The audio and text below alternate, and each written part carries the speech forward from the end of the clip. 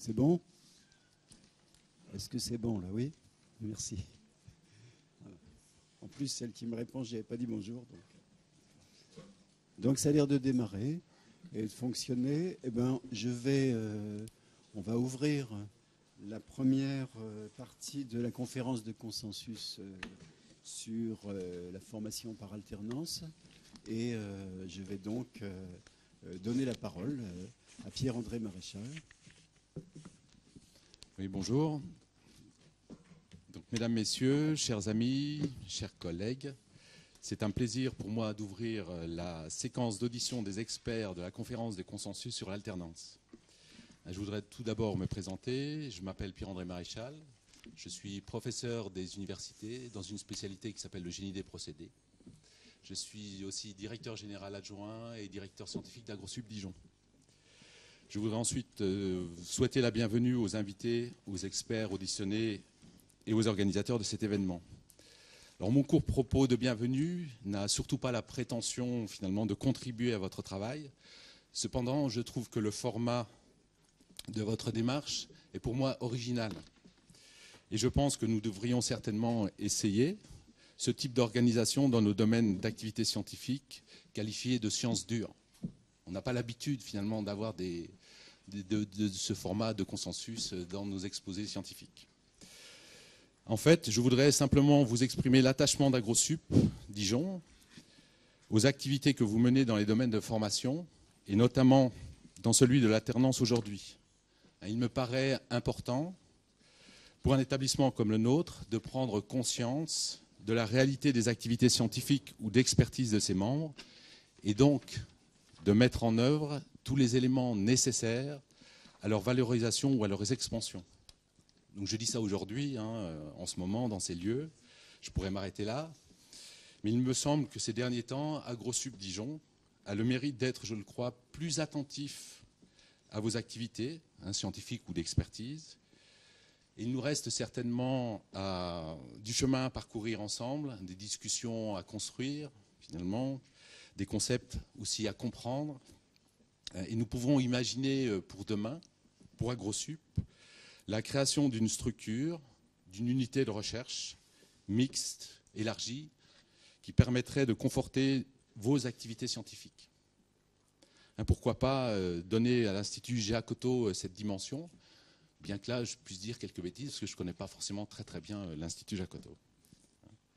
Pour terminer cette courte introduction, je dirais qu'AgroSup Dijon restera attentif à vos ambitions dans la mesure de ses moyens et vous accompagnera dans vos projets.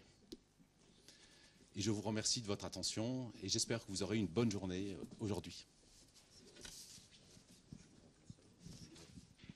Alors je reprends le micro pour présenter cette fois le président de l'Institut Giacoto, puisque c'est toute cette opération conférence de consensus est à l'initiative de l'Institut Giacoto. Et je dirais que, puisqu'il faut se présenter, j'avais oublié, donc moi c'est Patrick Mayen, et pour d'AgroSup Dijon, mais aussi pour l'Institut Giacoto, le directeur du conseil scientifique, le président du conseil scientifique, pardon. Et je passe la main à... Voilà, merci Patrick et merci aussi à l'intervenant précédent pour les perspectives qu'il nous offre. J'espère que nous allons pouvoir concrétiser ça à tout le moins dès l'apéro ce midi, puisque nous sommes déjà découverts des points communs autour d'un certain nombre de produits propres à cette région. Donc c'est, comme président, rassurez-vous, je n'en rajoute pas une couche, mais il me semble opportun de préciser d'où vient cette démarche et qu'est-ce que Giacoto aussi. Et donc j'ai le plaisir et aussi l'honneur d'introduire cette journée au nom de l'Institut Giacoto, dont je suis le président. Et ça confère à tout le moins le caractère international de l'Institut Giacoto, puisque le président est belge et nous avons dans le comité scientifique un certain nombre de citoyens suisses. Vous voyez, on avance, mais au-delà de ça, je pense que les travaux et la réputation que nous commençons à nous faire commencent à dépasser largement l'Hexagone. Voilà, et donc pour ceux qui n'ont pas le plaisir ou la chance de connaître Giacoto, et je me suis aperçu qu'à l'usage il était moins connu même des Bourguignons que le chanoine Kir, c'était un homme d'action, c'était aussi un homme politique, un des premiers députés de votre Assemblée nationale, mais c'est surtout comme pédagogue qu'il nous intéresse, Et il a, je pense, lancé ce concept que Jacques Rancière a réévoqué dans un ouvrage que je vous invite à acheter et à lire. C'est le concept du maître ignorant et plus principalement encore tous les principes d'une pédagogie émancipatrice. C'est assez intéressant et c'est assez stimulant de se replonger là-dedans. Et donc l'Institut Jacotot, c'est un petit institut qui comporte à peine un équivalent temps plein salarié, mais qui a de grandes ambitions, et notamment de renvoyer tant aux praticiens qu'aux chercheurs et qu'aux hommes politiques qui forgent quand même un certain nombre de destinées en France et ailleurs, un certain nombre de réflexions et de questions vives sur la formation professionnelle. C'est le 4e événement public organisé ou co-organisé par Jacotot. Le premier était, nous venions plus en soutien logistique et nous avons assuré la publication, c'est le colloque de didactique professionnelle qui s'est tenu dans les locaux ici à côté il y a quelques mois. Ensuite, nous avons organisé un colloque sur développement, territoire et formation professionnelle auquel certains d'entre vous ont participé, si ma mémoire largement entamée par les années me conforte dans mes souvenirs. Plus récemment, une journée des formateurs a réuni une trentaine de personnes, nous a permis de réinterroger les pratiques professionnelles avec ces vieux principes de pédagogues ignorants qui étaient Jacotot, et c'était assez stimulant. Je pense que les participants ont trouvé énormément de satisfaction dans l'interaction et aussi dans la confrontation avec des idées qui ont quand même quelques centaines d'années. Et nous allons reproduire cette formation-là dans d'autres lieux, y compris en territoire wallon. Et puis enfin, voilà le dernier événement qui sera suivi d'ailleurs d'une deuxième programmation à Paris, qui est l'alternance. Voilà, donc on avance, on construit, on se réinterpelle, je pense qu'on se nourrit, chacun d'un certain nombre de réflexions, de pratiques et de recherches des uns et des autres, et on réinterpelle le politique avec tout ça. Alors, pour terminer, quelques remerciements, je pense que c'est d'usage, mais c'est de toute façon, au-delà de ça, bien sincère. D'abord à toute l'équipe d'Éduterre qui nous accueille ici dans des conditions quand même assez impressionnantes, je trouve. Aux intervenants qui ont accepté de prendre le risque de mettre leur savoir à l'épreuve, presque d'un tribunal qui est là devant, mais qui est, rassurez-vous, je les rassure, très conciliant, vous allez voir. Et je les remercie aussi par l'occasion. Et ils se mettent aussi dans une posture de maître ignorant. Ils vont faire comme s'ils ne connaissaient rien à la problématique de l'alternance. Et puis aussi un merci à Véronique Brier, qui est autant cheville ouvrière que tête pensante de notre organisation. Voilà. Voilà, je pourrais aussi vous parler de la gouvernance, puisque les Belges en connaissent autant presque sur la gouvernance que l'alternance. Et quand on voit votre gouvernement, on se surprend peut-être à penser que finalement un pays sans gouvernement, c'est peut-être pas si mal que ça. Voilà. Sans plus tarder, je cède la parole, je pense. Je la redonne à Patrick, qui est le maître d'œuvre de cette séance. Voilà, donc juste quelques mots pour rappeler le principe de la conférence de consensus, hein, et puis un peu ses ambitions. Quand on a créé l'Institut Jacotot, on s'est dit comment le faire vivre à long terme. Et un des choix qui a été fait a été de se dire qu'il serait peut-être bien de reprendre cette idée de conférence de consensus, de l'aménager, et puis peut-être d'en faire un rendez-vous. C'est-à-dire que pour la première, on a décidé de travailler sur la formation par alternance, qui est un sujet un peu étrange, au sens où à la fois il préoccupe en permanence tous les praticiens et qu'il ne préoccupe que par épisode le monde de la recherche. Et à part certains qui s'y tiennent depuis très longtemps. Et on s'est dit que c'était une bonne idée de commencer par la formation par alternance pour inaugurer ce qui sera peut-être une sorte de, je ne dis pas de marque, hein, mais de spécificité de l'Institut Jacotot, c'est-à-dire de créer à la fois de la réflexion, de créer une réflexion orientée vers les praticiens et puis de réunir les deux catégories de population que sont d'un côté les praticiens, de l'autre côté les chercheurs, même si beaucoup de chercheurs présents ici sont depuis très longtemps des deux côtés. Alors, juste le rappel hein, de la conférence de consensus, pour dire les choses simplement, hein, faire le point sur une question, un concept, et faire le point du point de vue scientifique. Voyons voir ce qui a été écrit là-dessus, voyons ce qui a été dit, et voyons ce que des experts d'aujourd'hui peuvent nous en dire. Et également faire le point du point de vue des questions sociales, des questions pratiques, des questions de travail que ça pose.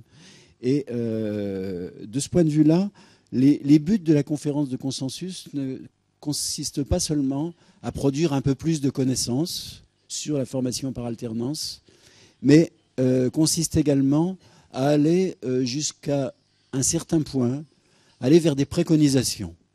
C'est-à-dire, finalement, avec tout ce qu'on sait aujourd'hui sur la formation par alternance, qu'est-ce qu'on peut dire qu'il faut faire et qu'est-ce qu'on peut dire qu'il ne faut pas faire. Pourquoi on est allé jusque-là? Tout simplement parce que l'idée de la conférence de consensus, elle est inspirée du monde médical. C'est d'abord créé dans le monde médical, avec un certain nombre de spécialistes d'une maladie, d'un traitement, de quelque chose, qui se réunissent pour faire le point sur les connaissances dans le domaine et définir à l'issue de ça des pratiques. Et on a essayé de se dire qu'on irait jusque-là aussi, en sachant que pour ce qui concerne les sciences humaines et pour ce qui concerne la formation professionnelle, aller jusqu'au bout et aller prendre le risque de faire des préconisations, c'est pas si souvent que ça se fait. Et on va essayer de tenir l'enjeu jusque-là. Alors, comment ça s'est monté? L'Institut Jacotot, un petit groupe. Alors là, je ne peux pas manquer d'évoquer Guy Jobert, puisque quand même l'Institut Jacotot, les piliers du côté, en tous les cas du côté scientifique ou du côté de l'enseignement supérieur, c'était moi et Guy Jobert.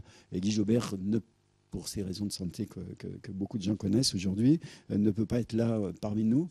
Et évidemment, on le regrette beaucoup. Mais à partir de cette idée de conférence de consensus, on a réuni un petit groupe qui s'appelle le jury dans une conférence de consensus qui est au premier rang.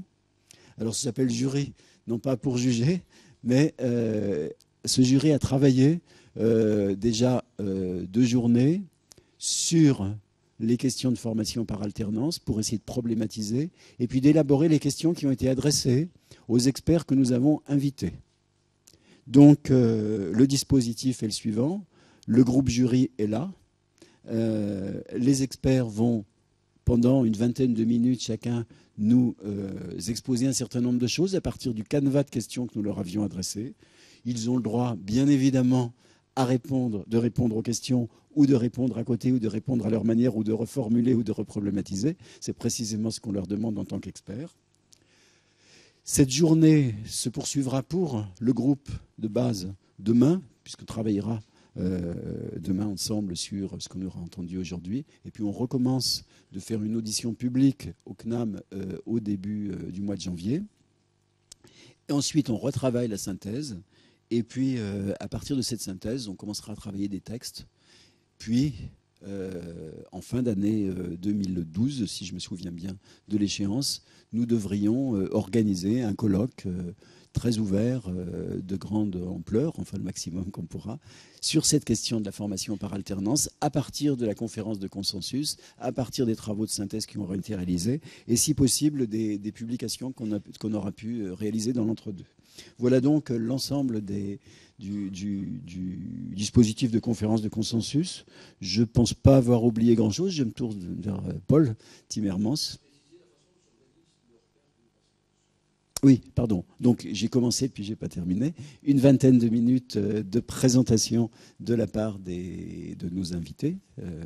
Et puis ensuite, discussion, questions, et surtout questions de la part d'abord des membres du jury de conférence de consensus. Et puis on gardera 10 minutes à 15 minutes pour des questions de la salle.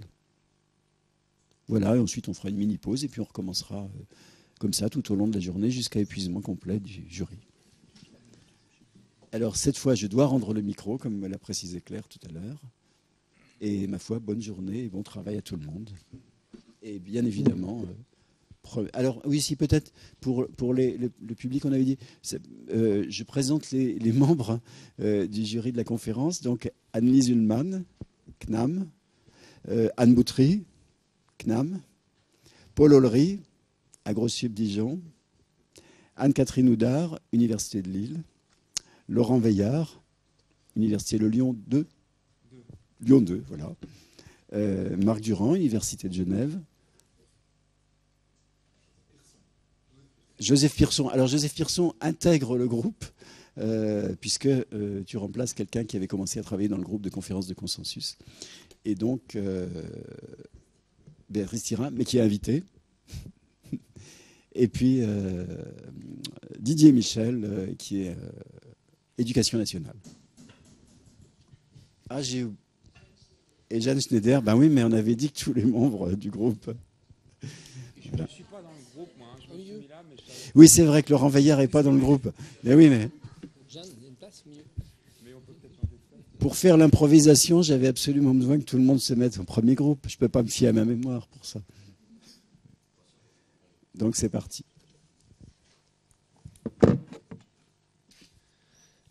Oui, bien. Vous entendez là, ça marche? Oui. Bonjour à tous, à chacun. Donc oui, donc je suis heureux d'être là pour parler d'alternance. Je connaissais pas ce que c'était que en fait ces conférences de consensus, et en fait je pourrais peut-être pour introduire dire comment je trouve ça intéressant que la manière dont c'est conduit, parce qu'il y a d'abord une forme d'alternance, le jury est un peu en alternance puisqu'il y a un temps là et un deuxième temps qui arrive. Alors je trouve ça intéressant. Et puis ça m'a fait penser à, quand j'ai commencé la première fois que je me suis retrouvé formateur dans un CFA. J'avais été garagiste avant et apprenti, et puis j'avais fait d'autres choses aussi. Le directeur qui m'avait pris dans son bureau, puis il m'avait dit, je vais t'expliquer ce que c'est que l'alternance. Mais il me dit, c'est l'idéal que je vais t'expliquer, mais tu n'y arriveras jamais. Mais tu peux essayer. Il me disait, normalement, tu devrais pas commencer les cours avant d'avoir, on part sur un thème, avoir fait la mise en commun de tous les savoirs des alternants ou des apprenants avant de commencer. Alors, bien sûr, on n'y arrive jamais. Mais je trouve donc intéressant d'avoir... J'ai donc pris ce petit questionnaire, un peu comme ce qu'on a fait dans l'alternance, quand on va partir en stage, et en fait, on se questionne avant pour le travail qui est à venir. Donc ça m'a servi un peu c'est un peu le retour de mon étude de stage que je vous livre là, pour démarrer. Et alors peut-être que je ne serai pas très scolaire dans le sens, je ne vais pas prendre première question, deuxième, peut-être les collègues le feront et ça mettra de la structure par rapport à ces 10 questions. Mais moi, qu'est-ce que m'ont inspiré ces 10 questions? Alors particulièrement les 2 premières m'ont bien intéressé. Et j'ai envie de dire la 8e qui dit quels sont les effets que vivent les apprenants, les formateurs, les tuteurs, les maîtres d'apprentissage. Donc je vous propose, pour éclairer... alors c'est le titre d'un article que j'ai fait, que j'ai appelé « L'alternance structurée comme un dialogue », parce que j'aime beaucoup cette notion de dialogue ou d'alternance dialogique. Et je dirais peut-être en entrée pour me présenter, même si j'ai été puisque je travaille pendant 10 ans au Centre national pédagogique des maisons familiales, et on fait une formation des formateurs à la pédagogie de l'alternance.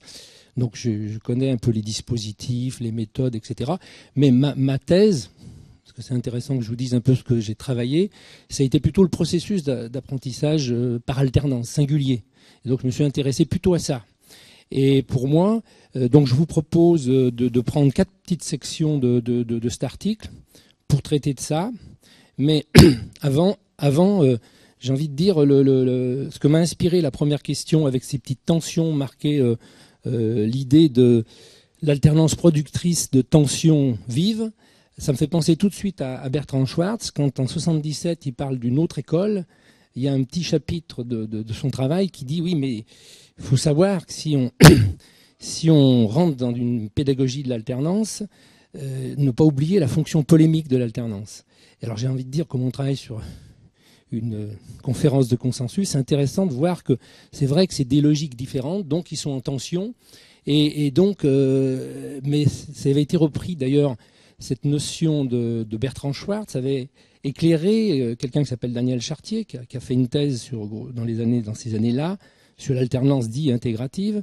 Et quand il écrit son ouvrage « Naissance d'une pédagogie de l'alternance » en 1979, il reprend cette notion de fonction polémique en disant que c'était l'origine dans le travail des maisons familiales, où le jeune qui partait, qui alternait entre la ferme et la maison familiale, le centre de formation, il fallait développer chez lui une compétence à interroger son milieu.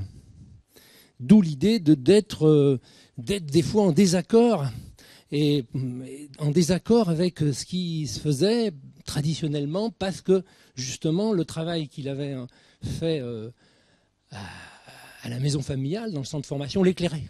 Donc je trouve cette notion de dire que, donc, en fait, moi, pour avoir travaillé 20 ans dans les maisons familiales, je pense qu'il y a vraiment un accompagnement de cette fonction polémique. C'est le mot qui me vient en premier. Alors, je suis responsable d'un master sur les fonctions d'accompagnement, mais je pense que pour moi, il n'y a pas d'alternance s'il n'y a pas une ingénierie de l'accompagnement forte. Parce qu'on pourrait dire historiquement, l'alternance existe parce qu'il y a du tutorat.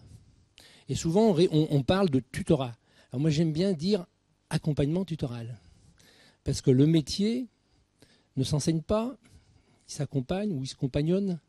Et donc, l'expérience, le mot qui me viendrait tout de suite, c'est pour ça que je vous proposerais l'idée d'accompagnement. On pourrait dire que le tutorat est une forme d'accompagnement expérientiel, c'est-à-dire comment faire en sorte que le travail soit formateur, donc comment accompagner l'autre là. Donc voilà, ça serait mon entrée, c'est de vous dire que l'alternance, peut-être le mot qui viendrait, c'est les deux mots clés qui sont pour moi, pour résonner dans l'alternance, c'est l'idée d'expérience et d'accompagnement. Alors, comme il y a une question qui dit qu'est-ce que ça peut porter chez chacun des acteurs, je me propose de vous raconter au moins 2 histoires, voire 3, si on a le temps, parce qu'il faut faire dans les 20 minutes, pour éclairer ça. Et en même temps, je pourrais développer, alors je pense que j'ai trop de diapos, j'en passerai 1 ou 2, on va voir, et puis en fonction des questions, je pourrais revenir dessus après. L'idée, comment donner du sens à l'idée d'accompagnement tutoral. Alors le premier point, c'est quelque chose que j'ai compris il n'y a pas très longtemps, c'est quand j'ai commencé l'apprentissage, le premier jour où j'ai travaillé, mon maître d'apprentissage, quand j'ai fini ma journée, m'a dit tu notes ta journée. À l'époque, je n'étais pas content, j'étais jeune. C'était à l'époque, on pouvait rentrer à 14 ans. J'ai même une dispense, j'avais 13 ans et demi à l'époque. Passé mon CAP en mai 68, donc c'est facile à se souvenir des dates. Donc, il me dit tu notes ta journée. Et ce moment-là, j'étais pas très content parce que je quittais l'école. Et en fait, je pense que j'ai eu un très bon accompagnement par le fait qu'après coup, j'ai réfléchi, je dis qu'est-ce qu'il a pu me dire et qui a donné sens à ce petit cahier journal que j'ai fait. Il m'a dit si tu fais quelque chose, tu dois l'expliciter. Alors je le dis maintenant, expliciter, on pense à l'entretien d'explicitation. Je ne sais pas s'il m'a utilisé ce terme à l'époque, mais n'empêche que c'était quelque chose d'important qui donne au sens, il m'a accompagné expérientiellement, c'est-à-dire le fait, et j'ai envie de dire, je vous fais un raccourci, ma thèse a porté sur la notion de raison expérientielle. Et en fait, c'est exactement, je pense, que m'a dit ce maître d'apprentissage en me disant il faut que tu puisses être capable de raisonner sur ton expérience. C'est-à-dire, il y a une action, mais en même temps, tu dois pouvoir décrire ton action. Et je signalerai tout de suite, on a sous-estimé la force de l'explicitation de l'activité. À mon avis, c'est une des clés de l'alternance. Et naturellement, c'est l'accompagnement qui est clé. Alors, on pourrait dire que par exemple, quand les EFA sont nés dans les années 71, eh bien, il y avait le tutorat et puis il y avait la formation à côté, comme on dit, juxtaposée. Et les modèles associatifs, voire intégratifs ou dialogiques, comme on veut, eh bien, c'est investir la fonction d'accompagnement. On voit bien que les formateurs de l'alternance, ben, ils commencent à aller voir, ils vont vous voir en entreprise, donc ils sont pas d'enseignement, mais d'accompagnement. Et puis, il y a plein de formes qui se développent. Entre autres, par exemple, je trouve, moi, on pourrait dire que moi, le dernier ouvrage qu'on a commis avec mes collègues s'appelle « Pratique réflexive en formation ». Pour moi, c'est l'alternance, en fait. Pour qu'il y ait de l'alternance, il faut qu'il y ait une pratique réfléchie ou réflexive qui soit mis en place. Donc, on voit bien qu'un maître d'apprentissage emmène sur la pratique réflexive aussi, par le simple fait s'il lui demande d'expliciter le travail. Voire le client le fait aussi, de demander. Donc, vous voyez, l'idée d'accompagnement à la réflexivité me semble une clé. Voilà. Donc, c'était un petit peu...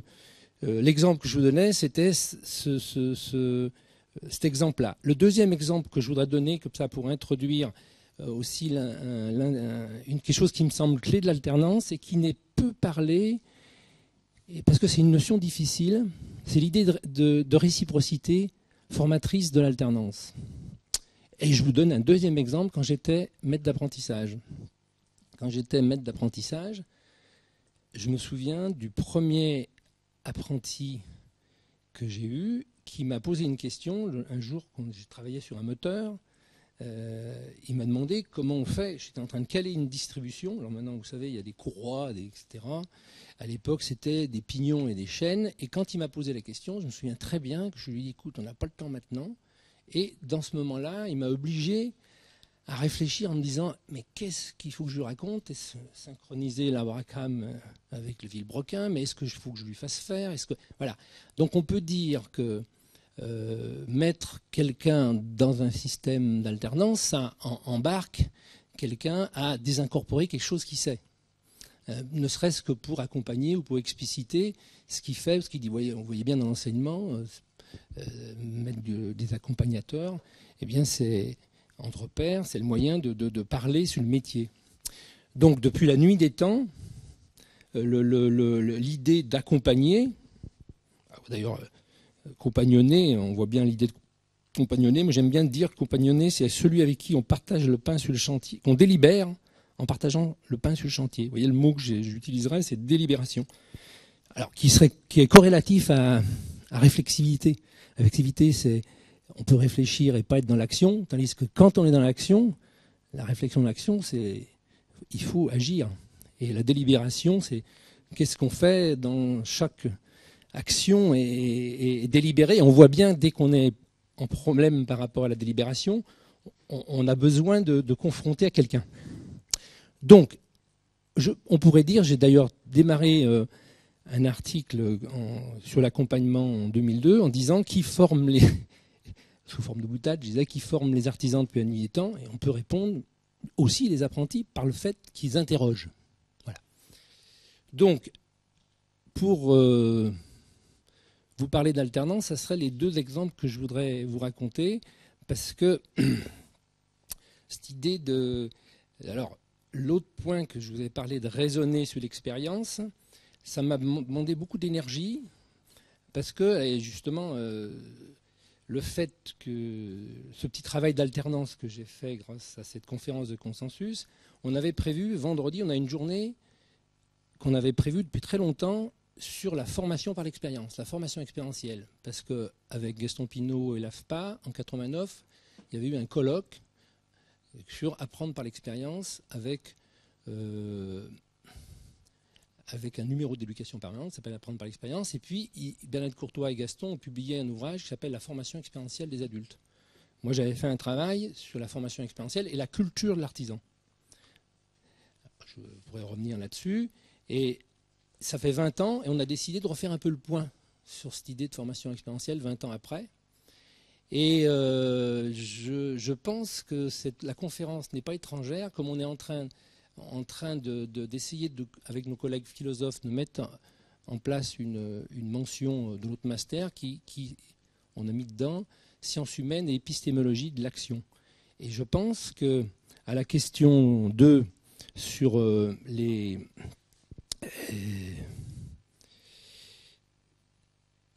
non pas la question 2, c'est la question... Oui, si, la question 2, est-ce que dispositif, processus ou méthode ou conjonction des trois? Je dirais oui, c'est la conjonction des trois, mais je dirais il y a aussi investir une épistémologie de l'alternance. Et l'exemple, c'est qu'on propose un vendredi formation expérientielle et épistémologie de la pratique, et on fait venir quelqu'un qui s'appelle Roberto Frega, qui est un philosophe italien qui est en fait invité pour une année là, à l'Institut d'études avancées qui est en lien avec Normal Sup, et qui a fait un bouquin, John Dewey et la philosophie comme épistémologie de la pratique. Et je pense que l'alternance est tout à fait dans la veine du regain du pragmatisme. Actuellement, il y a un retour. Dewey est très à la mode. On voit bien que Dewey, il y a plein de... Je vois un bouquin là, par exemple, sur la formation des valeurs, où il différencie évaluation et évaluation. Et il est repris par des soucis vis-à-vis de... On voit le travail qu'il a fait sur la démocratie, qui est tout à fait dans l'air du temps. Mais en même temps, je pense du côté éducatif, il y a vraiment l'alternance, pour moi, d'un point de vue épistémologique, à avoir avec la notion de pragmatisme. Alors, comment moi je m'y suis frotté? C'est dans ma thèse, j'ai travaillé avec les théories du pragmatisme de Peirce, Charles Sandor Peirce, et qui m'a donné une grille de lecture pour penser, parce que Peirce articule beaucoup avec l'habitude d'action. Et je trouve une des forces de l'alternance, justement, et c'est pour ça que je pense que c'est intéressant de faire ces conférences de consensus, parce que je pense que l'épistémologie de l'alternance est un peu devant encore. Parce que quand je vois la faiblesse qu'on a de réflexion entre les savoirs d'action et les savoirs académiques ou théoriques, l'articulation ne va pas de soi. Et on voit bien que, je voyais, par exemple, j'étais avec des formateurs de l'apprentissage hier, souvent on enseigne des règles d'action. Hein. Alors c'est intéressant de voir aussi, c'est Wittgenstein qui dit croire qu'on respecte une règle, respecter une règle, c'est deux choses différentes. Et je trouve que l'alternance montre bien ça. On est confronté à apprendre des choses et après on va dans l'action et on articule l'action. L'incorporation de règles, parce que le métier, qu'est-ce que c'est sinon l'incorporation de règles de métier? Des habitudes d'action, en fait. Comme nous, les universitaires, on développe des habitudes de pensée. Et c'est intéressant de réfléchir l'alternance comme cette articulation. Voilà. Alors donc, pour moi, je vois qu'il ne reste que 5 minutes, donc je vous propose juste peut-être de passer cette diapo-là, qui et je vous dis en raccourci un petit peu ce que je viens de vous dire, c'est-à-dire, j'aime beaucoup cette définition qui a été donnée en 1973 par quelqu'un qui s'appelle Jacques Ozanam dans un article d'une revue qui s'appelle Éducation et Développement. Et il avait fait un article un peu polémique parce qu'il avait marqué l'alternance, un anti-enseignement, mais c'est pas c'était un peu provocateur, mais il voulait dire qu'en fait, il faut travailler sur une continuité éducative avec une disparité d'activités. Et l'important de faire du lien. D'où l'idée de parler de pédagogie du dialogue ou pédagogie de la rencontre. Comment, justement, travailler cette polémique. Moi, je dis le sommet du dialogue, c'est pouvoir s'entendre sur le désaccord. Parce que souvent, quand on est en désaccord, on ne le dit pas et on ne dialogue pas, en fait. Mais on voit bien l'alternance, un moment de pouvoir dire pourquoi on n'est pas d'accord avec telle technique. Et le cœur, d'ailleurs, vous prenez Yves Clos, la disputation, il développe beaucoup ça dans ses travaux. Je trouve que ça serait le premier point. Alors, et qui renvoie, vous voyez, l'idée de continuité éducative, on trouve ça chez Dewey, la continuité expérientielle, qui est la clé du travail sur éducation et expérience chez Dewey. Deuxième, je viens vous dire, le dialogue tutoral et accompagnement expérientiel. L'exemple que je vous donnais, il était là. Là, ça, c'est une petite trouvaille que j'ai faite chez Peirce, qui pour moi est clé, un peu théorique, mais qui se comprend très facilement. Peirce dit « Toute activité de pensée est dialogique. Votre moi d'un instant fait appel à votre moi profond pour son assentiment. » Alors c'est Francis Jacques, spécialiste du dialogue, qui disait on doit à Peirce l'idée proprement géniale que l'opération symbolique de la pensée est dialogique en son fond, dans sa légalité profonde, jusque dans le monologue intérieur, je suppose une objection ou une réponse imitant la voix ou les habitudes conceptuelles d'un interlocuteur que ma fantaisie lui prête. L'idée, c'est que le système qui montre sa sémiotique de Peirce montre que quand on pense par signe, en fait, il y a une sorte de dialogue. Alors d'ailleurs, qui malheureusement, enfin, c'est le débat Piaget et Vygotsky, hein, le langage intérieur de Vygotsky, qui avait été qualifié de langage égocentrique par Piaget, mais qui en fait est clé dans le... Et je trouve, moi, mon hypothèse, c'est de dire développer une alternance structurée comme un dialogue où il y a un espace. J'aime beaucoup cette notion que justement les maisons familiales développaient, l'importance de mettre en commun les savoirs à un moment. La mise en commun comme moyen de confrontation de l'expérience et l'idée de l'expérience vécue qui se confronte, qui est, comme dirait Dilthey, qui devient vitale dans la confrontation. Donc le fondement dialogique de la pensée. Et puis la dernière diapo que je vous propose, c'est l'idée, j'ai appelé ça triple mise autonomisante de l'alternance, c'est-à-dire une mise en acte, une mise en dialogue et une mise en perspective. C'est les 3 mises que je travaille, dans l'idée que le fait d'être. C'est pour ça que la première question est intéressante. Elle montre bien la confrontation dans le contexte du travail au réel, et tout en sachant tout le travail de prescription et d'idées, de théorisation qu'on confronte avec le réel. Donc le premier point, mise en acte. La mise en dialogue, c'est tout le travail individuel collectif.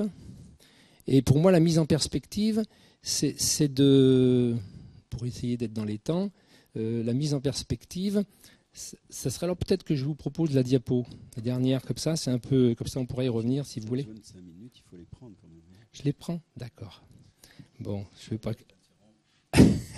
Donc l'idée, donc si je suis le petit développement de cette triple mise, c'est intéressant que je vous dise comment je l'ai conçu, cette triple mise. Ça a été un travail avec des actions qu'on a conduites avec des formateurs de l'apprentissage, puisqu'on a depuis 2002 de formation à la pédagogie de l'alternance des formateurs de l'apprentissage. Et puis récemment, on a un collectif de directeurs de CFA où on travaille sur, le titre, c'est fonctions de direction et ingénierie de l'accompagnement en formation par alternance. Parce que souvent, les directeurs disent comment accompagner les équipes, comment les formateurs peuvent accompagner. Donc, je pense qu'il y a une ingénierie. Moi, je prône l'idée d'ingénierie de l'accompagnement. Si je vous fais juste en guillemets, mais bon, je suis un peu prosélyte de la fonction d'accompagnement parce que je suis responsable d'un master sur les fonctions d'accompagnement. Mais je pense que c'est important que je vous donne je torde le cou à ce petit lieu commun. Souvent, on a une vision erronée de l'accompagnement chez nous, c'est-à-dire quand on pense accompagnement, quand on parle de l'accompagnement, on voit souvent quelqu'un en difficulté. Par exemple, j'étais avec des cadres de santé récemment. Quand on parle d'accompagnement à l'hôpital, on voit des gens mourants. Alors qu'en fait, dans notre système scolaire, par exemple à l'université, Bac plus 1, Bac plus 2, Bac plus 3, par exemple, il y a assez peu d'accompagnement. Et puis, il y a une bonne sélection. Et puis, quand on se retrouve en Bac plus 4, Bac plus 5, l'accompagnement arrive. C'est les directeurs de mémoire, voire... Je pense, par exemple, faire une thèse, c'est vraiment accompagner des thésards. Alors bien sûr, on met direction de mémoire, direction de recherche. On voit bien quand on a des patrons, ils sont accompagnés, mais on appelle ça des coachs, des athlètes de haut niveau aussi. Donc vous voyez, le sens d'accompagnement, c'est une fonction anthropologique de fond qu'on a un peu oubliée. Et j'ai envie de dire, une des forces de l'alternance, c'est qu'elle réinjecte l'accompagnement dans la formation. Puisqu'on ne peut pas faire d'alternance sans accompagnement tutoral. Et quand vous regardez, si vous regardez l'évolution depuis 20 ans, par exemple, si on prend le cas des CFA, eh bien, l'accompagnement se développe pour la bonne raison qu'on voit bien que l'accompagnement est une fonction essentielle, puisque dans le travail, la compétence dans le travail, elle est liée souvent à des capacités à coopérer, donc à compagnonner. Et en fait, vous développez des capacités à coopérer, à compagnonner, parce qu'à un moment, vous avez été accompagné. Et presque, on pourrait dire, ça serait même intéressant d'interroger le modèle, par exemple, de l'élève autonome, qui a des limites en termes de coopération.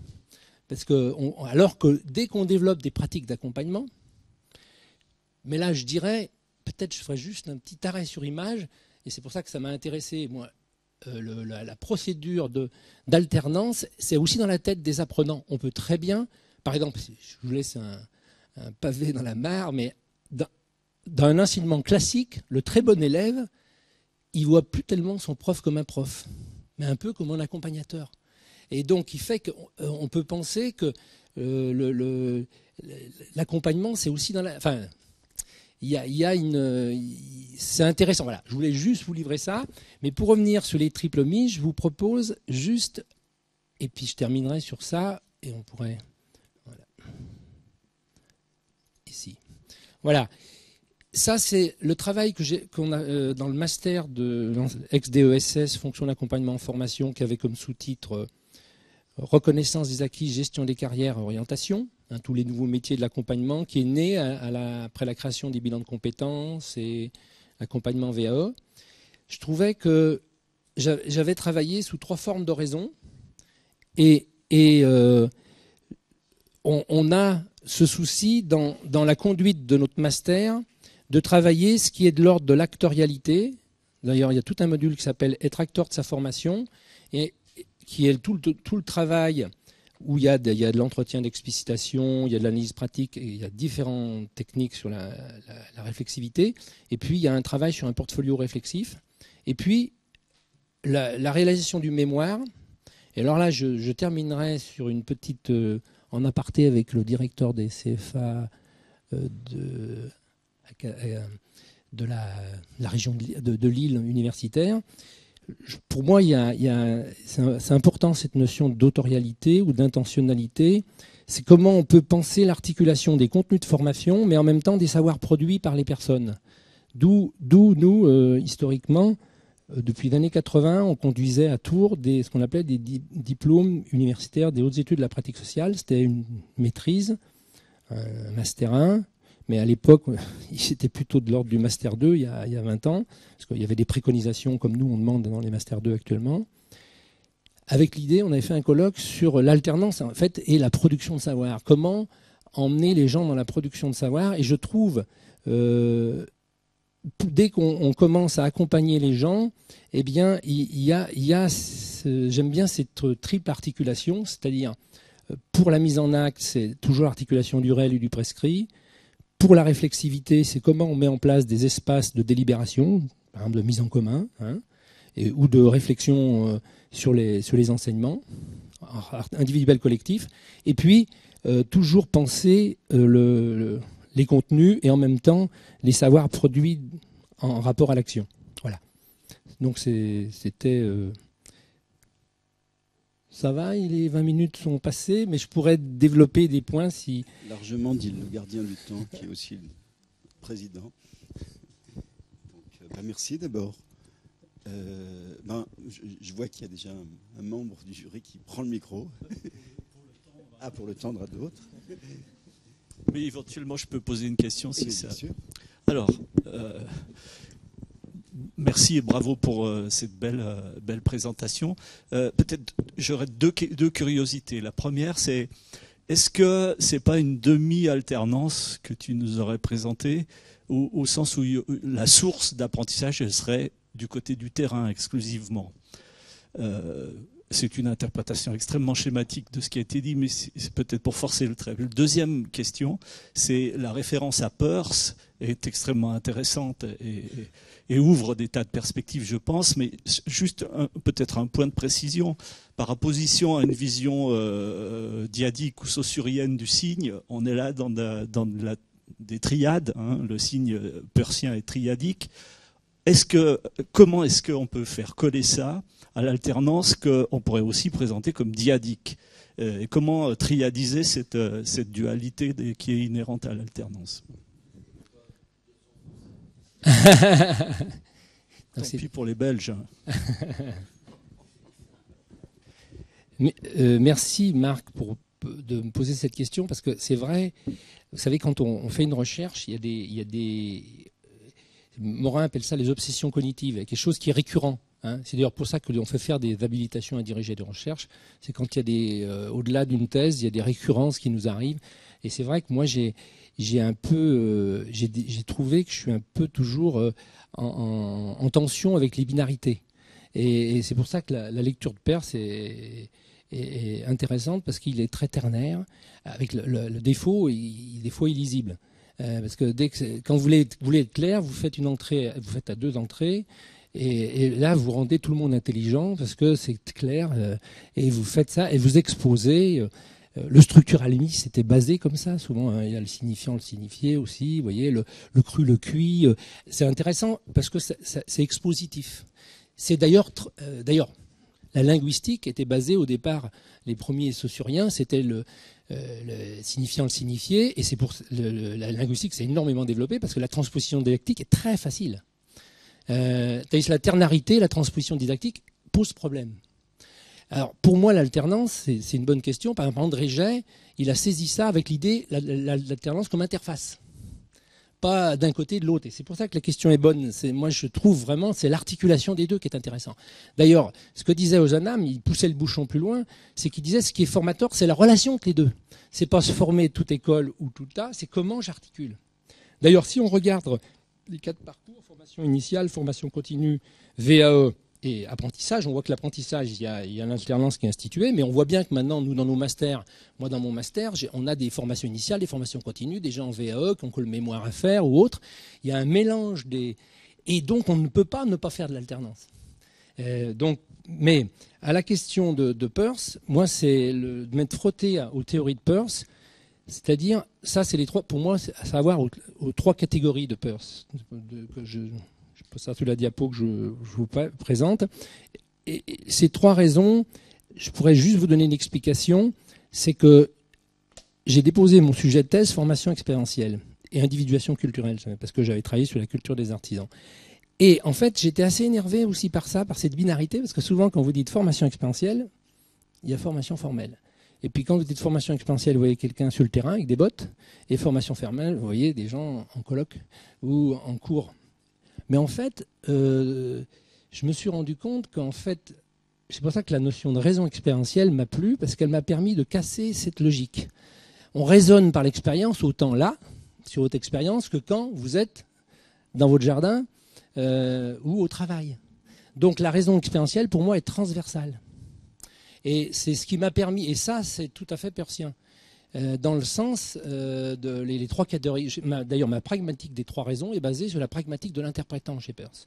C'est-à-dire, pour moi, la raison expérientielle a à voir avec l'interprétant dynamique dans le contexte, la raison sensible avec l'interprétant, ce qu'il appelle initial, et la raison formelle avec ce qu'on appelle l'interprétant final, qui n'est jamais final, mais qui est une habitude. Donc, il devient une loi. Donc, vous avez des logiques. Donc, en fait, quand vous instituez quelque chose, quand vous rentrez dans on peut dire, il ne faut pas prendre raison formalisante. C'est la formelle, c'est autant une forme en acte. C'est une habitude. Chez Peirce, les habitudes de pensée, les habitudes d'action, c'est presque pareil. Donc, il n'y a pas de coupure entre théorie pratique, comme nous on voit. Dès qu'on met expérience, dès qu'on met pratique, on est dans cette coupure. Et pour moi, l'apport de Peirce à la question de Marx, c'est vraiment, il permet de penser, d'ailleurs, quand tu as posé la question, j'ai eu une réponse, c'est ça la magie de la mémoire. J'ai eu la chance de rencontrer Gérard Delodal, qui est le premier traducteur de Peirce, en 1999, un colloque à Aix-en-Provence sur la pragmatique. Il intervenait juste avant Edgar Morin. Edgar Morin qui découvrait Peirce. Edgar Morin n'a pas travaillé sur Peirce. Et moi, si j'avais fini ma thèse, je lui avais envoyé mon chapitre sur Peirce et on a eu un échange. Et je me souviens, il était assez pressé parce qu'il y avait plein de monde. Puis c'était déjà un monsieur qui est mort juste quelques années après. Il a juste eu le temps de préfacer son dernier écrit, c'est une préface de L'école et l'enfant de Dewey. Et je lui dis, qu'est-ce qu'on peut retenir en un mot de Peirce? Il m'a dit, la singularité. Et je pense que la force des théories de Peirce, d'ailleurs le travail de Jean-Marie Barbier sur singularité de l'action, on voit bien qu'Iré, il utilise l'interprétant, parce que chez Peirce, la notion d'interprétant est magnifique, parce qu'elle montre qu'on interprète. Alors que le mot signifiant, ça voudrait dire que ça signifie. Donc ça renvoie dans du général. Tel Peirce, il montre qu'il y a une singularité de l'action. Mais à la question, la question du terrain, moi je trouve, c'est pour ça qu'actuellement je me suis mis à relire, parce que je crois que je ne l'ai pas assez lu, la logique de l'enquête chez Dewey. La logique de l'enquête chez Dewey, c'est tout à fait... Enfin, nous, travailler l'alternance, alors dans le supérieur, vous savez, vous ne mettez pas alternance, vous mettez recherche, action, formation. Mais recherche, action, formation, c'est faire de l'alternance, je veux dire. Pour moi, la recherche, action, formation, c'est de l'alternance. Et je trouve que j'aime beaucoup aussi la notion de théorie ancrée.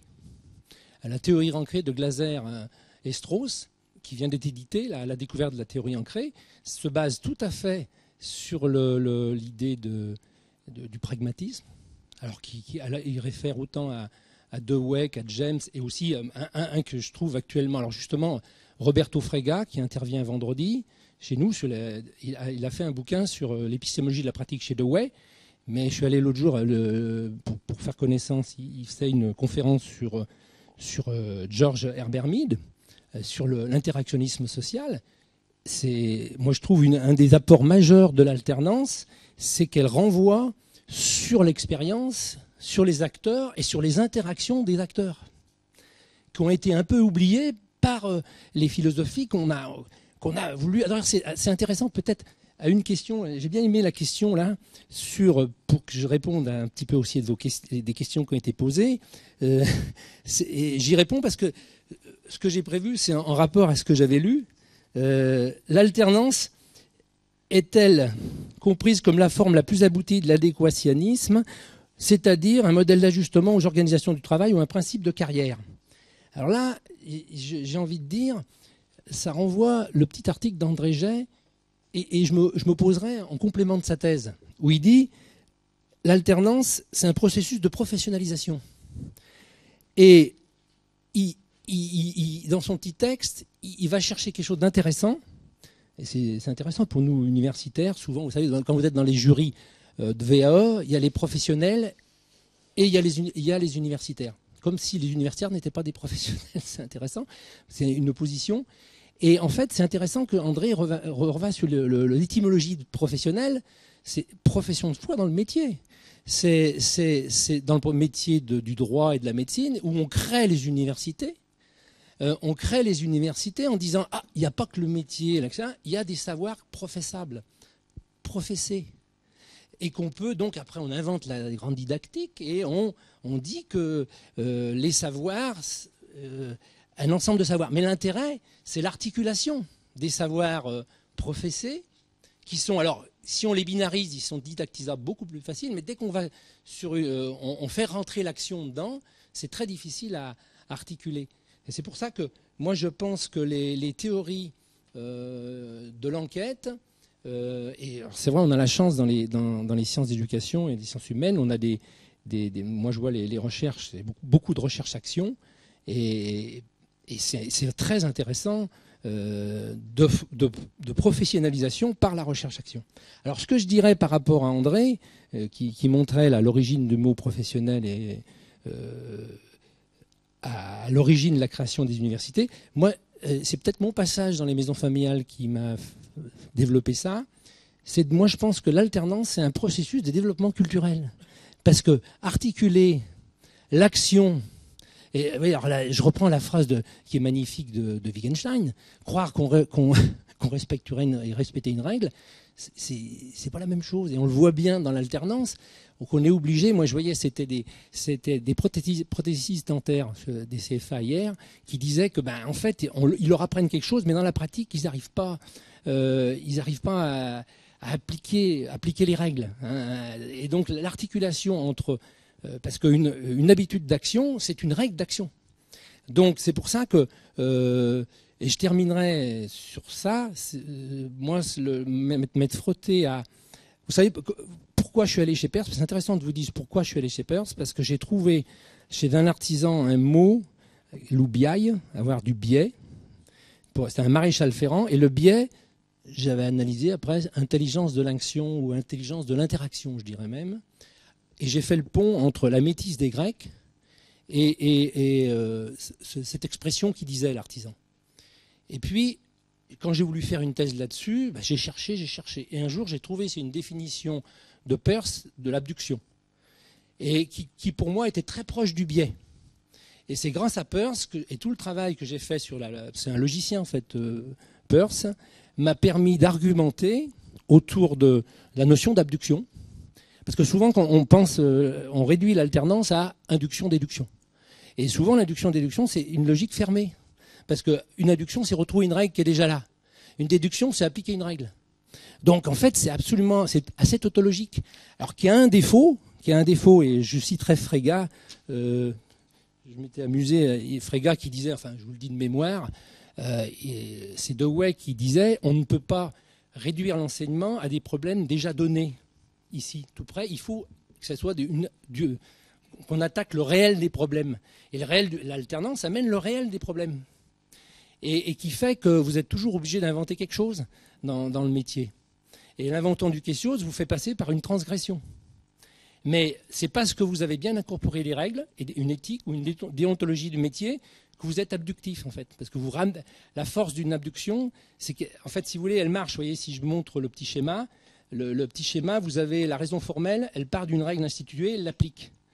Une induction, en fait, vous partez d'un cas particulier et vous retrouvez la règle. Une abduction, ça a le même mouvement. Le problème d'une abduction, c'est que vous le faites qu'une fois. Alors, quand vous l'avez fait, vous l'avez institué. Donc après, vous êtes déductif. Si vous n'avez pas beaucoup de mémoire, mais vous partez, par induction, vous le retrouvez. Mais une abduction, c'est trouver une panne. Par exemple, il dit, l'exemple que donne Peirce, c'est Kepler qui s'interroge sur le mouvement des planètes. Puis un jour, il fait une abduction, il dit si c'était une ellipse. Donc il trace des ellipses, il voit que Mars suit un mouvement elliptique. Donc on peut dire qu'il a inventé mais avant lui, les planètes tournaient déjà sur des ellipses. Mais en fait, il a formalisé une règle implicite, en fait.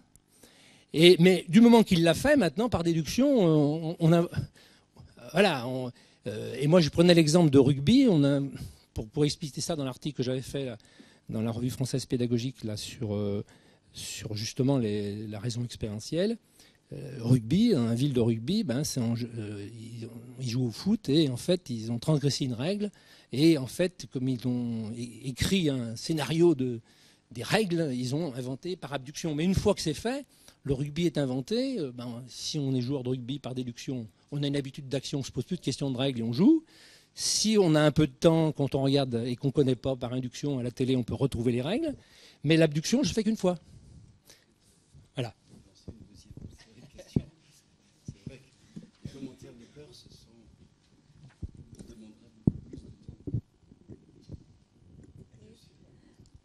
Bonjour, alors merci pour ces éclairages sur la manière dont on apprend en alternance. J'avais une question sur laquelle finalement je ne vous entends pas beaucoup. Enfin, je m'interroge comment vous intégrez ça dans votre processus, qui est de dire au fond, jeunes ou moins jeunes, toute personne en alternance, vous mettez en avant le dialogue intérieur, la dimension dialogique. Quid de la question des organisations dans lesquelles on se trouve et qui constitue un autre dialogue, parfois en tension. Alors, vous avez commencé votre conférence en mettant en avant quelque chose sur un regard critique, sur une sorte d'une capacité critique. Mais du coup, comment cette dimension du collectif, vous l'introduisez dans votre conception triadique ici et comment ça se passe en alternance ?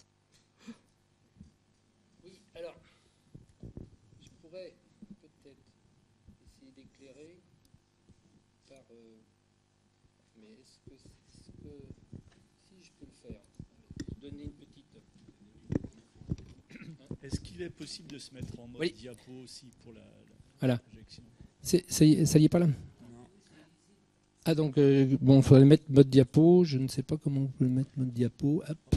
Voilà, à partir, je clique là. Il faut que je fasse une abduction là. Alors, attendez. C'est là, toc. Est-ce que c'est en mode diapo ?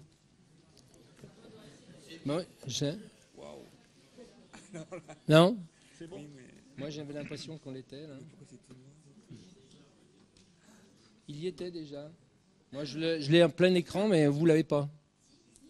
D'accord.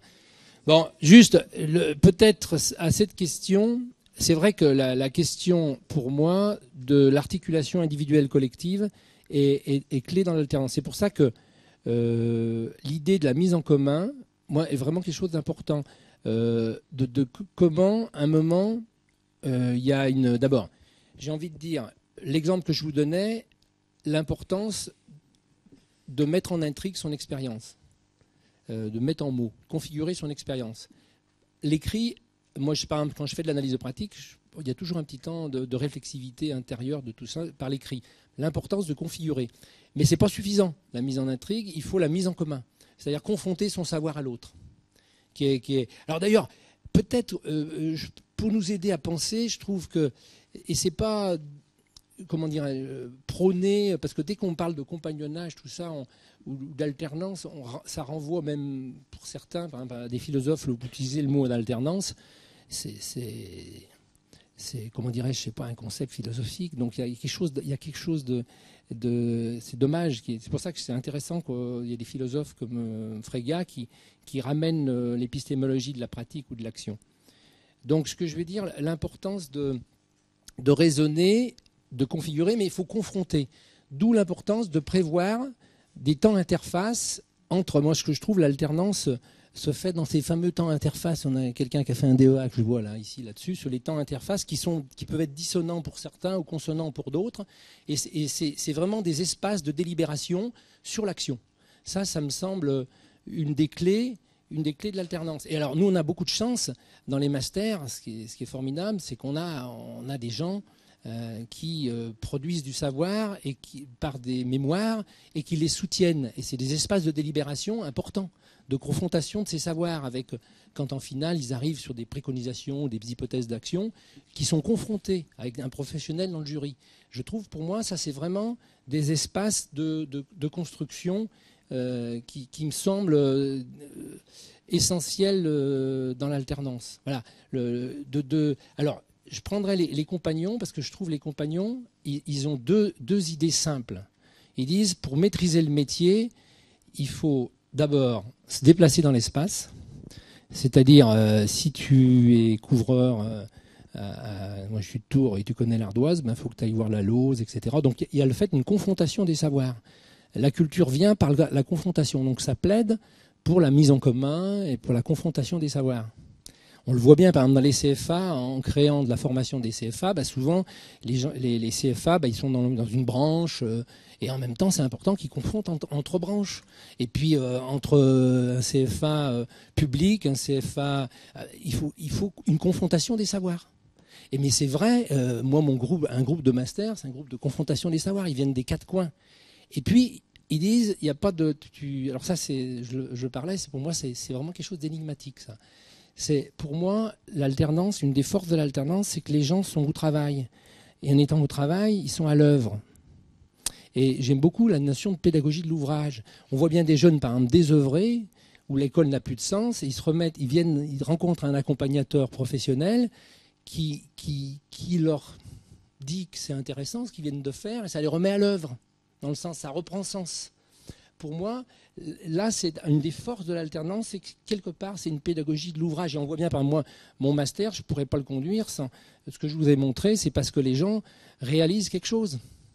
Et la médiation, j'ai envie de dire, dans l'alternance, la médiation de l'ouvrage, alors qu'on fabrique une maison ou qu'on fasse un mémoire, dans le fond. D'ailleurs, c'est une phrase de Ricoeur qui dit entre le travail intellectuel et le travail manuel, il n'y a pas de différence, il y a une techné, une praxis. Donc, on voit bien quand il faut produire des textes, c'est comme dirait Bachelard, écrire un livre, c'est toujours un dur métier. Et on voit bien que la notion de médiation de l'œuvrage, alors ça, je suis étonné, parce que quand Gaston Pinault, j'étais en formation avec lui, un DEPS en 85-88, il a sorti son petit texte pour une théorie tripolaire de la formation, et moi, la notion d'écho, comme médiation,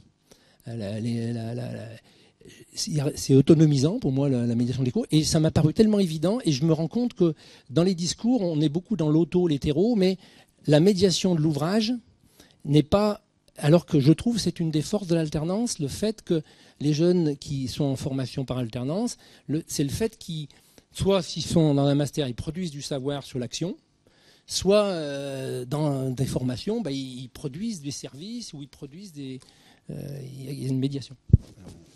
On relance ta question, bien que je ne suis pas sûr qu'Anne-Lise, comme je la connais, soit satisfaite de la réponse, mais on va peut-être... Mais on peut donner un commentaire ? Micro.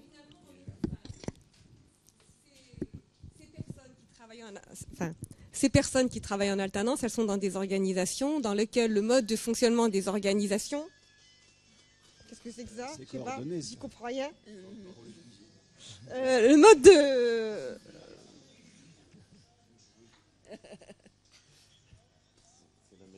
C'est la médiation, c'est terrible, c'est un outil que je ne connais pas bien. Éteins-le-moi. Voilà.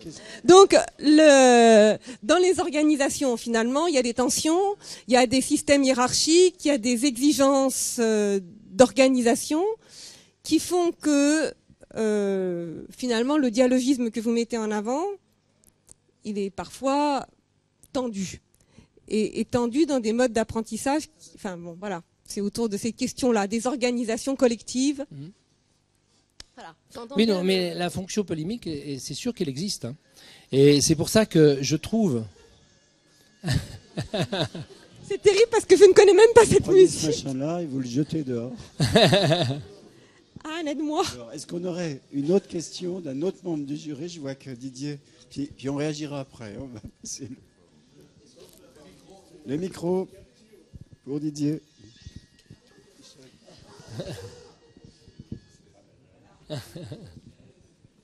Voilà. Bon. Question presque pratico-pratique hein, qui m'intéresse. Alors, je suis à l'éducation nationale. Je ne vais pas parler ici de l'éducation nationale, mais des diplômes et de ce qu'on met en œuvre. Bon. J'ai, entre guillemets, la chance de participer à la construction de ces référentiels et en même temps la chance de pouvoir me déplacer partout où je veux, dans les lycées professionnels, dans les CFA, dans les Greta et autres, pour voir ce que ça donne sur le terrain. On commence à amorcer des constructions de diplômes, j'allais dire nouvelles moutures, nouvelles vagues, qui sont des référentiels situés. Bien, bon, ça c'est quelque chose qui commence à se mettre en place et on a développé donc tout un ensemble d'outils, etc., qui essaient de favoriser, de garder les traces effectivement de l'activité et que tout ça puisse être réinvesti entre ces deux lieux, le lieu de la formation, le lieu effectivement de la professionnalisation. Ça, c'est nos intentions. Et évidemment, les fondements de ces intentions sont celles qui sont partagées ici par la plupart des acteurs qui sont là et des chercheurs qui sont là. Quand j'ai rencontré des élèves en face à face sur des choses très précises, la plupart vivent ce moment, cette nécessité de l'explicitation, de formaliser leurs traces, comme on l'a dit, ce premier embryon en tout cas de trace d'activité qui peut ensuite faire démarrer tout un processus, j'ose le terme comme une souffrance. Pourquoi ? Parce que les élèves qu'on accueille actuellement ne sont plus ceux, enfin pardonnez-moi, mais ou en tout cas ne sont pas que ceux que vous avez un petit peu décrits à travers les familles rurales, qui étaient ceux qui étaient dans un milieu du fer et qu'on essayait effectivement d'avoir, on permettait d'avoir un regard sur ce milieu saturé de fer. C'est l'inverse. Comme vous l'avez dit, on accueille des élèves maintenant qui sont saturés de savoir et cabossés au collège et autres, et qui ont pour le coup une aspiration, effectivement, comme vous l'avez très bien dit juste avant, vers le faire, vers l'action, et tout ce qui les détourne de cette action est vécu comme une souffrance. Et la plupart des professeurs et des formateurs que je rencontre me disent effectivement les outils, les dispositifs qu'on met en place, y compris ces référentiels qui nous aident davantage à faire tout ça, c'est une belle chose, mais on s'expose toujours à cette souffrance, à ce blocage parfois cognitif, qui est de dire, moi, écrire ou raconter, etc., c'est inutile, ça ne sert à rien parce que j'ai trouvé effectivement une vraie émancipation dans le faire, etc. Voilà. Et moi, je m'interroge très précisément sur cette question-là et comment effectivement accompagner, pour le coup, nos intentions, aussi belles soient-elles derrière. Voilà. Oui. Donc oui, c'est vrai que ça, c'est en fait moi, quand je vous ai dit ce petit journal, dès que je me suis trouvé formateur, j'en ai fait un outil. Et pendant 9 ans où j'ai été formateur en CFA, je ne concevais pas de démarrer ma semaine à l'atelier sans une petite mise en commun autour de leur journal. Mais je me suis rendu compte, quand après j'étais pendant 10 ans dans mon centre national pédagogique, j'ai très peu transmis ça, ou je l'ai explicité, mais j'ai surtout pas voulu en faire un outil parce qu'on a plein d'outils. Le risque des outils, c'est un instrument. Par exemple, je trouve le journal, je me suis appliqué à moi-même, c'est-à-dire j'ai toujours avec tous mes groupes fait un petit journal pour chaque classe. C'est comme ça que je l'ai institué. Avant, j'en avais un seul. Et en fait, je me suis rendu compte que c'était un journal personnel, un outil d'auto-formation. Et alors, comme il y a des outils qu'on développe, moi je trouve par exemple, c'est vraiment très bien les carnets de liaison, ou nous avec les masters, on travaille sur les carnets de bord, tout ça. Mais je pense quand même, c'est coûteux en accompagnement, parce que c'est tout à fait possible à faire. Simplement, il faut des phases, des espaces d'accompagnement et de mise en commun autour des journaux. Et c'est pas facile à mettre en place parce que si on l'institutionnalise trop, on le scolarise. Si on le scolarise, il perd tout son sens. C'est pour ça que cette sorte d'accompagnement à l'auto-formation est très. On dit d'ailleurs l'auto-formation, on croit que c'est se former tout seul, mais en fait c'est très coûteux en accompagnement. Et je pense par exemple, ça c'est un accompagnement à la réflexivité. Il faut vraiment il y a des espaces pour ça.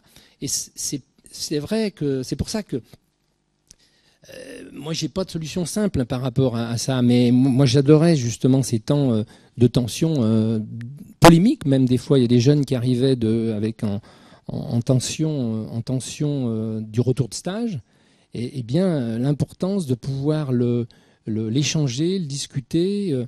C'est tout à fait. Je sais pas comment expliquer. Il y a d'abord le fait, moi, ce que l'outil. Je peux vous donner un exemple réussi que j'ai vu, un CFA qui mettait en place une pédagogie de l'ouvrage qui n'était pas dans les compagnons pourtant avec les apprentis. En fait, il faisait réaliser quelque chose, mais il y avait toujours un mémoire avec. D'ailleurs, ils appelaient l'ouvrage mémoire. C'est-à-dire la chose matérielle était appelée mémoire, et il y avait toujours le pendant de l'explicitation de l'ouvrage. C'est-à-dire de leur donner une sorte d'habitus. Par exemple, comme le maître d'apprentissage, il était pédagogue, parce qu'il m'a donné cet habitus au départ.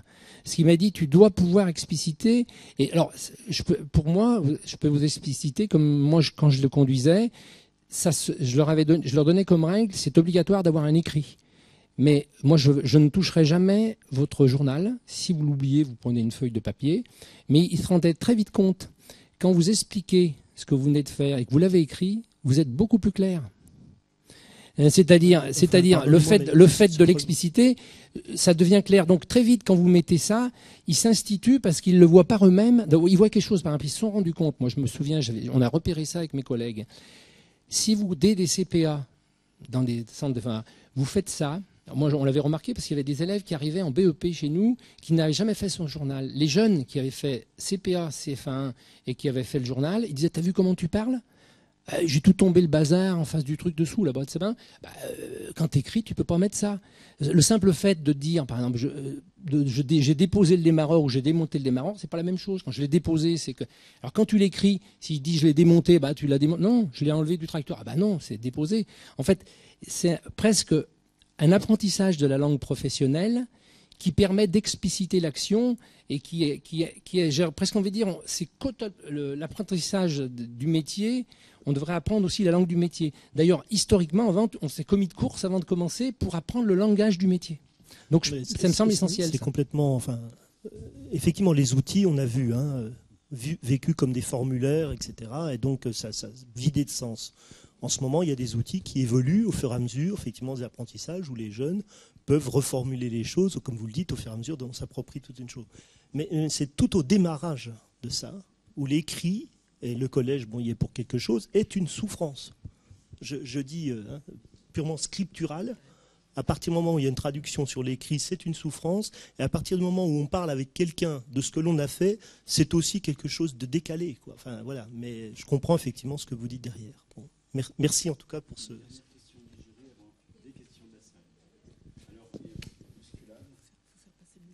Posez chacune la vôtre et on va voir comment.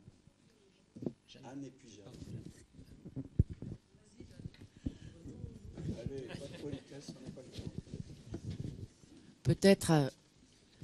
C'est bon. Peut-être avons-nous la même question ou qu'elles se rejoignent, c'est possible. C'est ce que vous évoquez sur la souffrance. Moi, ça me renvoyait aussi à la.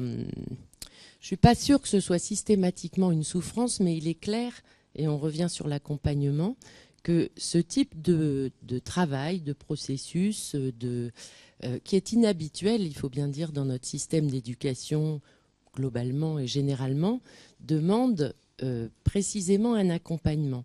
Et pas un accompagnement.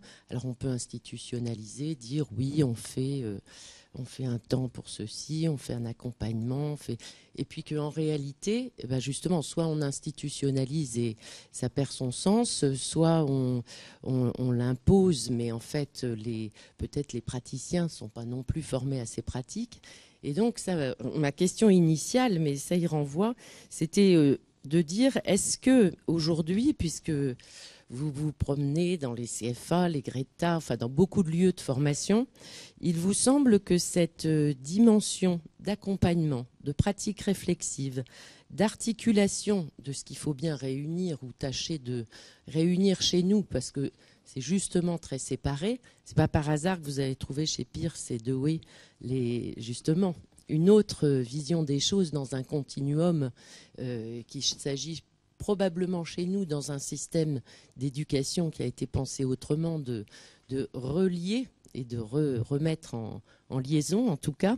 Donc, comment l'institution, l'organisation, ou d'après vous, est-ce que l'institution, l'organisation éducative commence à prendre en compte ou prend en compte ces dimensions sur lesquelles vous insistez fortement et à juste titre, et où je crois que tous les praticiens, chercheurs et formateurs seraient d'accord sur l'accompagnement, la pratique réflexive, enfin tous ces temps et ces spécificités pédagogiques, comment elles sont relayées, prises en compte aujourd'hui où l'alternance a quand même pignon sur rue. Enfin, il n'y a pas un politique qui ne l'invoque pas comme quelque chose qui va apporter des solutions miracles, y compris aux problèmes d'emploi. Voilà. Donc, est-ce que ça suit du côté de l'institution et de l'organisation ?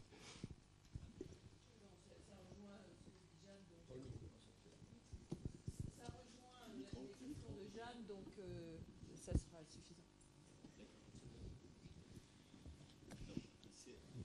Pas trop long, de façon à ce que je sais pas quelques questions de la salle. Oui, ben, moi j'ai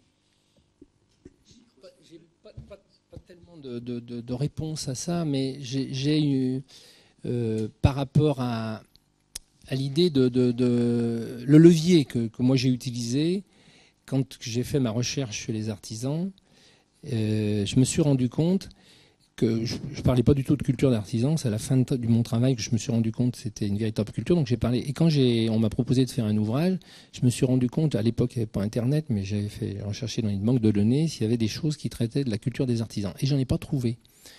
Et donc je me suis dit, j'enfonce le clou, je parle de culture artisane. Et à l'époque, on avait à mettre en place, on a anticipé les bacs pro de 3 ans, parce que les bacs pro dans maintenance matérielle agricole n'arrivaient pas.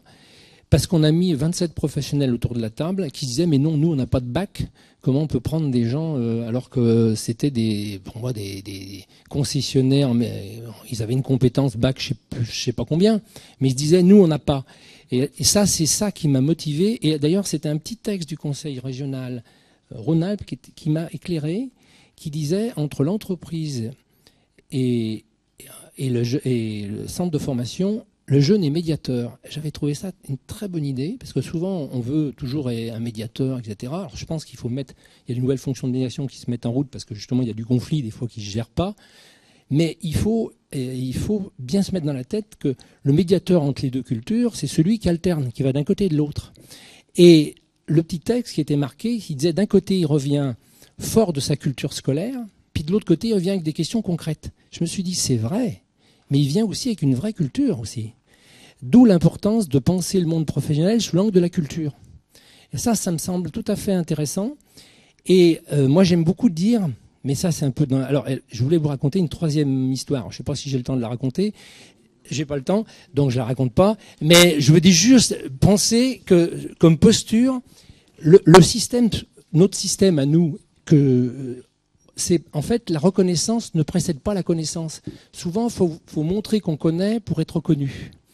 Alors ça, c'est l'importance de l'alternance. Comme vous allez dans un contexte professionnel où vous agissez, vous commencez à être reconnu. Et moi, j'aime beaucoup cette notion d'essayer de faire en sorte que la reconnaissance puisse précéder la connaissance. Mais c'est pas facile à gérer ça. C'est très difficile. Mais à mon avis, c'est un des leviers. Et le levier de la culture de l'action, par exemple des jeunes qui se sentent en souffrance sur la culture de l'écrit, eh bien la culture de l'action leur redonne, les remet à l'œuvre, si vous voulez. Et on peut de nouveau les emmener par pédagogie sur le terrain de l'écrit.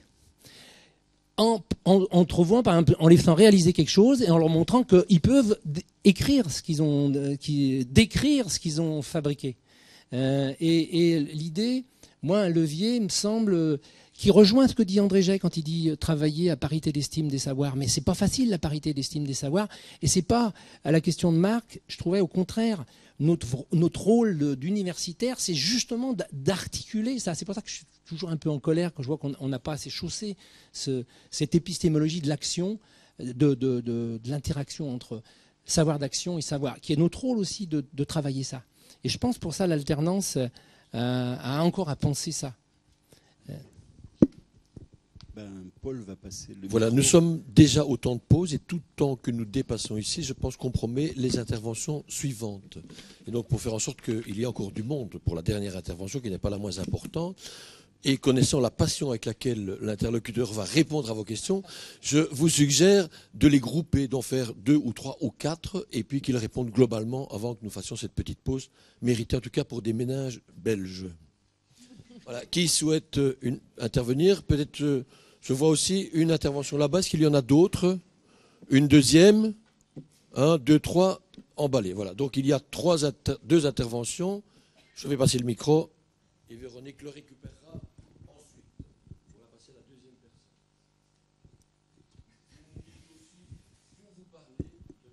Oui, bonjour, Mariella de Ferrari. Donc, j'ai été accompagnatrice d'apprentis du Master 2 et après, effectivement, nous travaillons à l'Université de Paris 3 avec une ingénierie de la professionnalisation des apprentis du supérieur. Et j'étais très intéressée par la mise en perspective de votre triade mise en acte, mise en dialogue et mise en perspective. Est-ce que vous pourriez développer sur la mise en perspective et peut-être les espaces et les interstices où on peut y travailler en tant qu'accompagnant?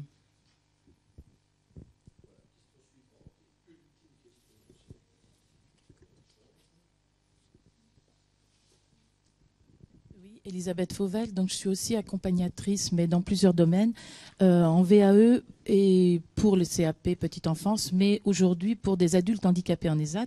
J'accompagne aussi pour les mémoires en Master 2. Et cette année, pour une nouvelle formule du CAPES interne, donc du livret, enfin du dossier écrit que doivent faire les enseignants qui veulent passer le CAPES interne. Et il me semble, et pour moi c'est une vraie question, par rapport au dispositif qui était plus individuel de la VAE auparavant, maintenant se mettent en place des groupes, du collectif.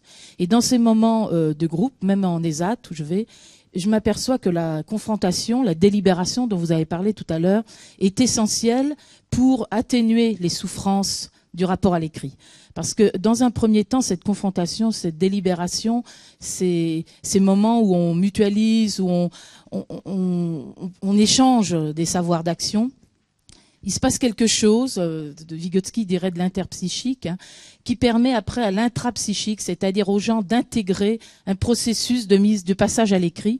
Et donc, moi, ça me questionne sur quel accompagnement, parce que là, j'étais à un colloque à Créteil sur la VAE en master, et les accompagnateurs que sont les directeurs de mémoire disaient qu'ils sentaient qu'ils avaient besoin d'une formation à ce type d'accompagnement, parce que c'est pas évident. Voilà. Oui. Ok. Donc oui, bon, cette triple mise. Et puis en fait, pour moi, les 2 questions, la triple mise, si je le réduisais, c'est l'idée d'être acteur et d'être auteur. Alors, la notion d'auteur, c'est en fait quand on fait travailler les gens sur des mémoires. On leur oblige à trouver une question de mémoire. Alors souvent, ça part d'intention. Une bonne recherche, c'est qu'il faut que ce soit quelque chose qui vous habite, une question qui vous habite. Moi, vous voyez, je suis habité par des questions qui m'interrogent et en même temps qui ont à voir avec quelque chose qui est. Alors c'est pour ça la notion j'ai envie de dire d'intentionnalité. Pour moi, c'est presque synonyme.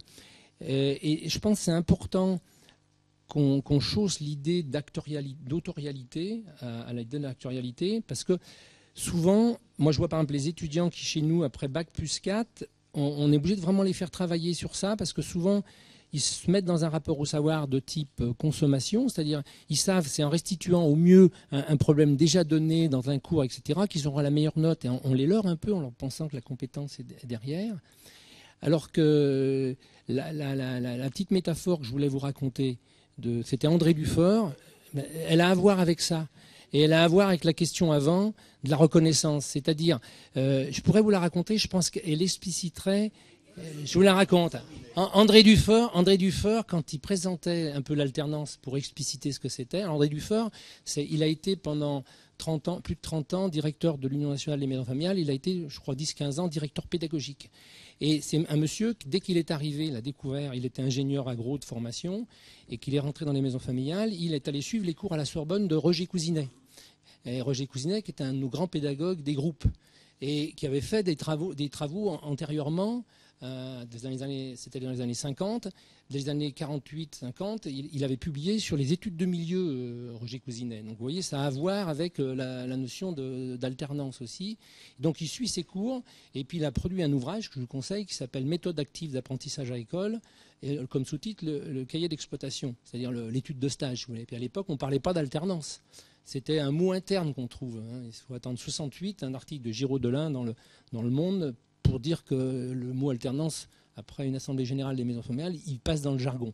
Et il expliquait qu'un jour, il a été sollicité par la Tunisie, ça c'est un peu en à propos, pour intervenir auprès des paysans tunisiens. Il disait, on voudrait former nos agriculteurs, et le monsieur, l'interlocuteur du ministère de l'Agriculture, alors je vous le dis de mémoire, alors ça a été consigné parce que j'ai demandé à Daniel Chartier qui m'avait raconté cette histoire. Je ne l'ai pas entendu de première main Dufort. Je lui ai dit, ça, il faut que tu le racontes. Donc ça a été publié dans un ouvrage qui s'appelle L'alternance, une pédagogie de la rencontre, qu'on a publié en 2003 là, avec les maisons familiales. Il disait, ils disent, mais nos paysans sont incultes. Alors Dufort, il dit, moi je veux bien vous aider à travailler l'alternance pour les agriculteurs tunisiens, mais je pense qu'ils ne sont pas incultes, puisque ça fait des générations qui vous nourrissent. Je ne suis pas d'accord avec ça. Alors il dit, moi si je viens vous aider, je voudrais rencontrer des agriculteurs. Donc il va en Tunisie, il est reçu au ministère, puis ils lui ont prévu un entretien avec des paysans tunisiens. Ils arrivent dans un petit village, et vous imaginez des agriculteurs paysans tunisiens qui rencontrent des gens du ministère, plus un émissaire qui vient de France. Là. Ils ne savaient pas trop quoi raconter. Ils sont là, et d'un seul coup, il y a un orage qui arrive, donc ils se mettent sous une petite hutte. Et en se mettant sous la petite hutte, là, ça pleut, ils s'assoient tous à même le sol. Et le paysan regarde Dufort, puis lui dit, vous savez sur quoi vous êtes assis? Alors Dufort, il dit, non. Donc le monsieur se met à gratter la terre. Et en fait, c'était un silo à fruits, où il avait une méthode traditionnelle de conservation des fruits. Et en fait, le monsieur, Dufort a dû lui poser des questions, il est intarissable, il raconte son expérience. Mais ce qui est la métaphore, le truc final, c'est que quand il a fini de raconter, il dit à Dufort, mais vous, comment vous faites?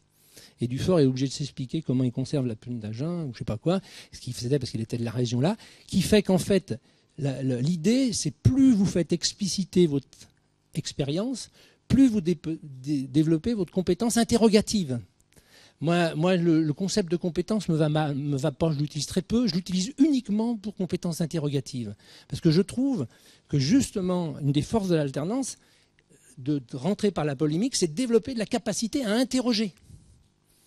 Mais pour développer une capacité à interroger, il faut d'abord pouvoir expliquer son... Alors, pour les triples mises, pour moi, si je reprenais, c'est le fait que les gens puissent, à un moment... comme ils parlent de leur activité, ils deviennent auteurs de leur activité. Ils peuvent interroger. Et donc, à la deuxième question, moi j'aime bien travailler l'idée de réciprocité que je vous ai dit, et la mutualisation arrive quand il y a comment dirais-je, respect des complémentarités. Et on voit bien dans les collectifs de travail, dès que vous commencez à délibérer, vous voyez bien que chacun a des actions différentes. Et avec les recherches des étudiants, c'est pareil. Et moi, l'idée de travailler réciprocité, mutualité, complémentarité. Ce seraient les trois termes que j'articulais. Voilà. Eh bien, merci. On peut dire merci de la prestation difficile. On fait une petite pause.